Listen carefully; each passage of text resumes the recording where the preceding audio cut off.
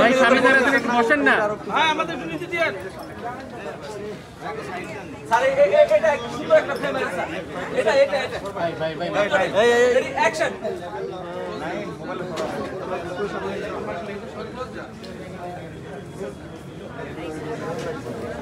দিঘিয়া পুটেল এটা সবাই বলে আপনি দিঘিয়া একটু উঠেন ভাই সামনে থেকে তো বলছে আপনারা কি সম্পর্কে আছে